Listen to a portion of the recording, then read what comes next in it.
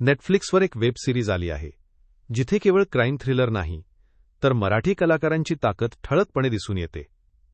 इम्रान हाशमीसोबत शरद केळकर, अमृता खानविलकर, अक्षया नाईक असे कलाकार जागतिक प्लॅटफॉर्मवर आपली छाप पाडताना दिसतात. ही सिरीज आहे टास्करी द स्मगलर्स वेब.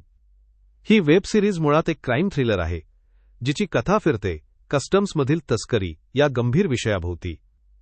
चोर पोलिसांचा खेळ इथे अत्यंत वास्तववादी आणि गंभीर पातळीवर मांडण्यात आला आहे. मुख्य भूमिकेत आहेत इम्रान हाशमी, पण या सिरीजची खरी ताकद आहे मराठी कलाकारांची सशक्त उपस्थिती. शरद केळकर यांनी साकारलेला खलनायक सिरीजला वेगळी उंची देतो.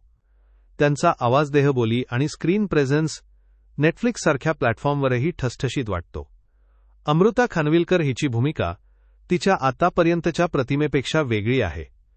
मराठी अभिनेत्री गंभीर वास्तववादी भूमिकेत राष्ट्रीय प्लॅटफॉर्मवर पाहायला मिळणं हे नक्कीच कौतुकास्पद आहे. तसंच अक्षया नाईक हिचं पात्र कमी स्क्रीन टाईममध्येही लक्ष वेधून घेतं. ऋषिकेश जोशी आणि अनुजा साठे यांच्या छोट्या भूमिका देखील प्रभावी ठरतात. कथेची मांडणी सोपी पण परिणामकारक आहे.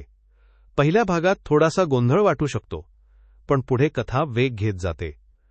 ही सिरीज एक गोष्ट स्पष्ट करते: मराठी कलाकार आज फक्त प्रादेशिक सिनेमा किंवा टीव्हीपुरते मर्यादित नाहीत, तर नेटफ्लिक्ससारख्या जागतिक प्लॅटफॉर्मवरही आपली ओळख निर्माण करत आहेत.